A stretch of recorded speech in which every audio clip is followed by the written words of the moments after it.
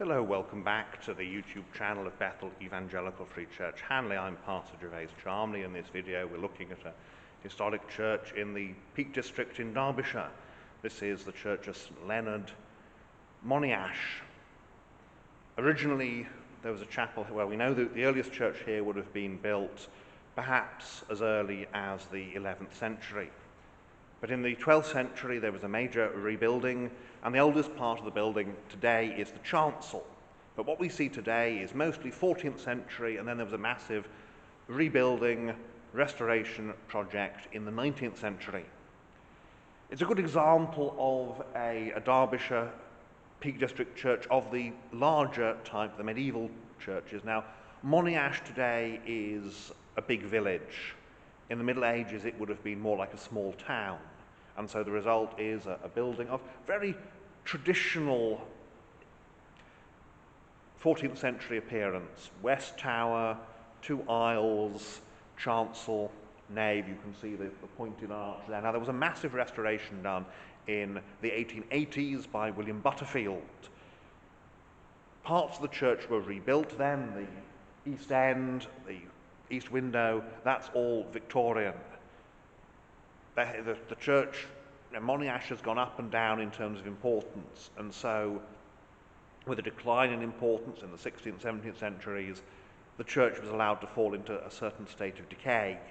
So what we see today is restoration after that. So as we look around, I'll point out some of the more salient features, and we'll explore this medieval church together.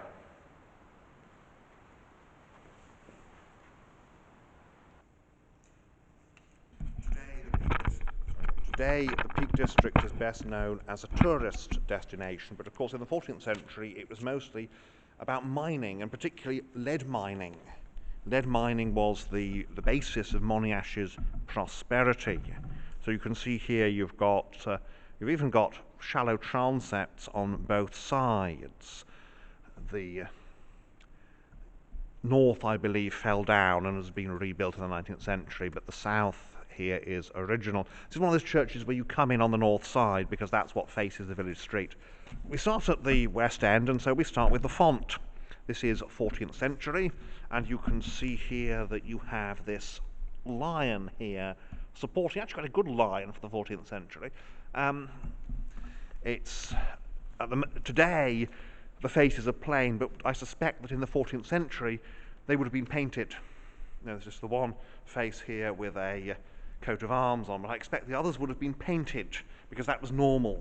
The cover is an imitation of the 14th century. You can see where the staple was here, this scar, and that would have kept it locked because in the Middle Ages there were superstitions about holy water, and water from the font was regarded as holy, and people would pinch it to try and use in magic ceremonies and this sort of thing. This is the Parish Chest, and the Parish Chest is always interesting. You can see it's quite decayed, really, but it would have been used originally to store the parish registers, legal documents, of course, and other valuables.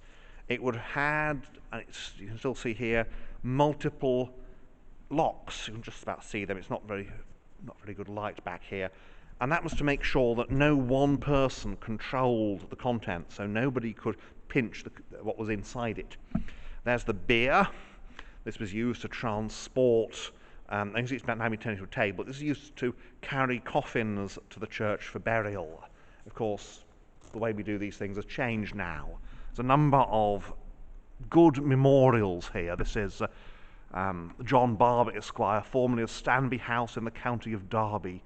He married Martha, eldest daughter of George Goodwin of Monyash, Gent. Well, that explains the connection with the location here. Departed this life June 17th, 1793, aged 58 years. His widow, tenderly respecting the memory of her beloved husband, has caused his monument to be erected. And so you can see here there's palfreymans in the parish. As George Palfreyman of Sheen House. So the previous video was down in Sheen. That was earlier this year, I believe. So you have a look for Sheen. You can back in our YouTube channel, you can find it. There's the font at the back, and you can see the internal porch. That has two functions. One is to make sure there's less noise when people come in, and the other, of course, is just to practical keep the drafts out of the building when people come in and out. We're in here the south aisle. That used to be the main entrance. You can still see the door there, and there is a south porch. We'll see it when we go outside. And the south transept at the end here, you can see the arch there, and this would have been a private chapel for one of the families. At the Reformation, of course, these things are abolished, and transepts became extra seating and sometimes just became surplus to requirements, which is why the north one fell down. It was neglected, but the south is still original. And here we have a memorial to Hugh Sheldon, son of Richard Sheldon, Rebecca, his wife. And you see these 18th century memorials, they're not elaborate, but you've got this classical surround, which very much reflects the tastes of the period. We go in here, we've got, there has been an Anglo-Catholic tradition here, you can tell from that statue just ahead. And this then becomes a side chapel. We've got here the roll of honour from the reading room. The reading room has now been closed, and so the roll of honour has been transferred here. And this is the people, the members of the reading room, it was a private members club basically, who served in the Great War. We have an altar. You can see there the piscina behind it. There's here this is the Lady Chapel now. This is a corona of candles, and that would be used for lighting. Quite popular in the 19th century, and is part of the 19th century restoration. Again, we have we're coming up to Remembrance Day when I'm filming this, so we have the requisite memorials, and again the screens, which these are of course quite modern, but they reflect what would have been the case in the medieval period. You can see here the 19th century pulpit. The Victorians didn't like older pulpits on the whole, so they take them out and replace them with something more modern like this one. And you've got the lectern beside it, and wooden pulpit on a stone base. That's quite common. We'll have a look at the organ on the way back down. So here we are. Here's the chancel. You've got your Victorian choir stalls, and at the east end you've got and this has been mostly rebuilt, not entirely. You've got your altar with its reredos, and this is local stone at the back there.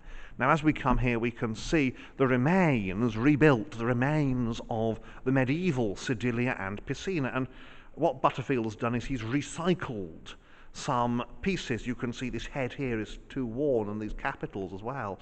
So there's some recycling going on to try to restore the medieval appearance. So there's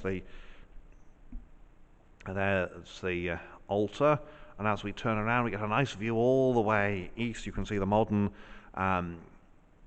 electrolier. Of course, it's not a chandelier, because chandeliers candles. There's an electrolier, and this illuminates the building while also being decorative.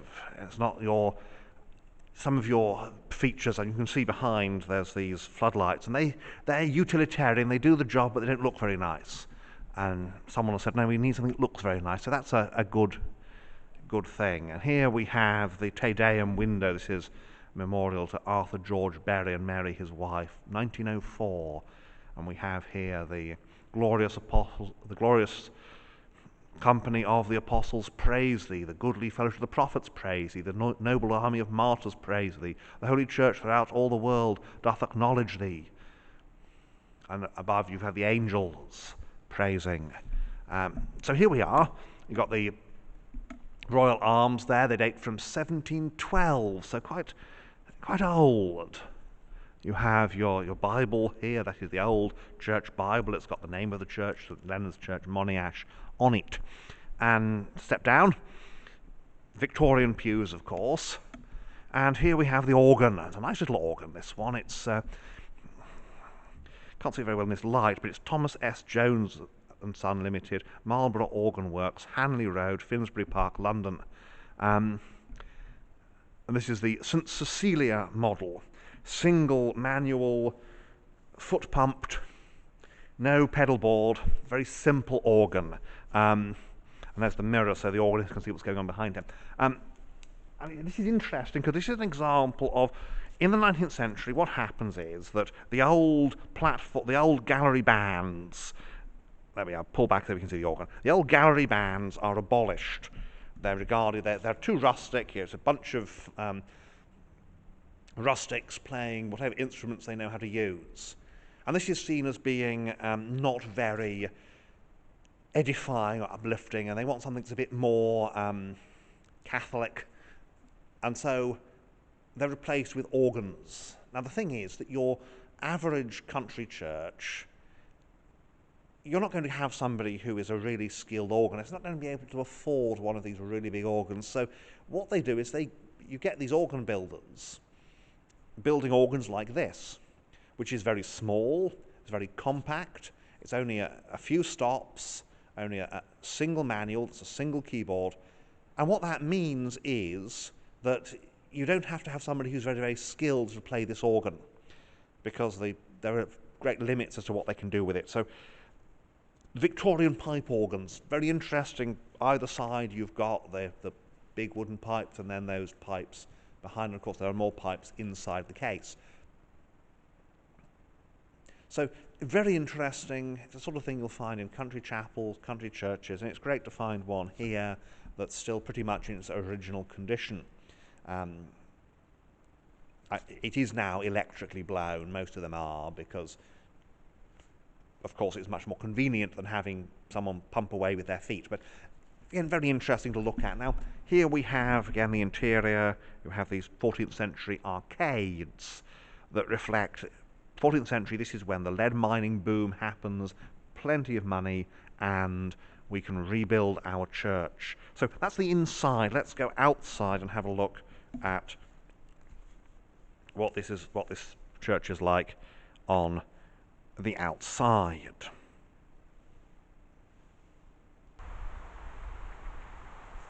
So here we are outside at St Leonard's, Monyash.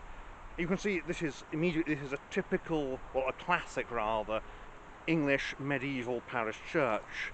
You've got your spire, you've got your aisles. This is the kind of 14th century church that in the Victorian era, architects like Pugin, for example, Augustus Welby Pugin, they say, we want to go back to the 14th century, we want to build 14th century churches. Now, of course, that is largely a mistake in terms of the 19th century, because they're not actually building churches for the 14th century, you're building them for the 19th century. But nevertheless, this is the classic English church that people build. This is one of the larger ones. It's got transepts, but it's a west tower, nave, chancel, aisles, and you've got your porch. Probably just see the porch over there. Yes, just see the porch there, and that would have been the main entrance.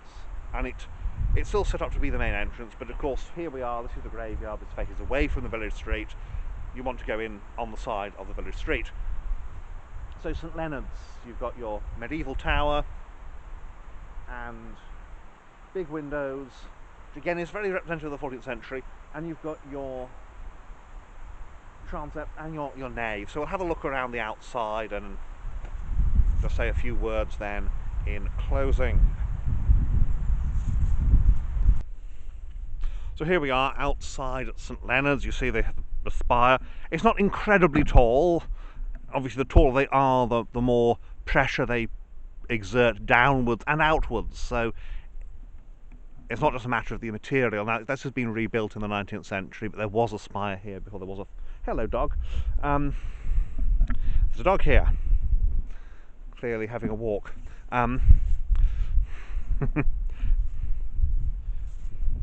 So there we are, and we walk around here. Let the dog go back to his master. And there we are. You see the chancel's been rebuilt in the 19th century. You've got here. There's the remains of an arch in the angle there, which tells us that something is missing, that there would have been a side chapel here. And old photographs, in fact, show chapels side by side, but that has disappeared at some point. Again, that big tall spire which points you heavenwards, and your east window there. It's interesting that they've chosen this triple lance, which is really a 13th century thing, and yes, the chancel includes some of the oldest work in the church, but the building is largely 14th century, and again, elder pictures show a 17th century or 16th century east window. We'll avoid stepping on people's graves. That's the north transept. This has been rebuilt in the 19th century as we move around the north side here. Again, taking care not to step in rabbit holes or things like that, because that can ruin your day. There we are. The sun is kind of in the wrong place for the north side, but north sides are generally a bit gloomy. And here again, you can see the contrast in terms of the stonework.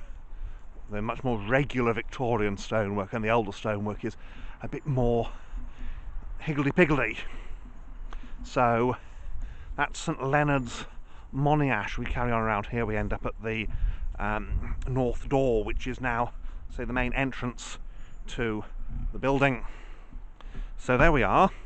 It's great to see these churches reopened after after all the restrictions that we've had in the pandemic.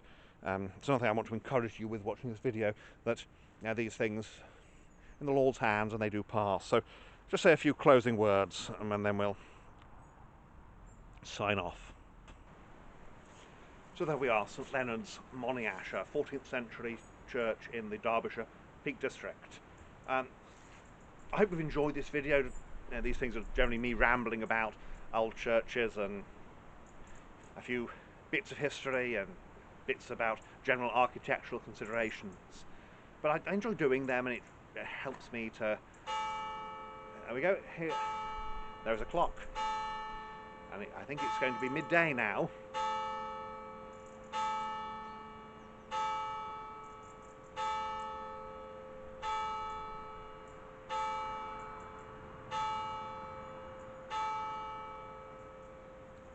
.12 Well, that means it's time to move on. Well, thank you for watching. I hope you enjoy these videos. I certainly enjoy making them.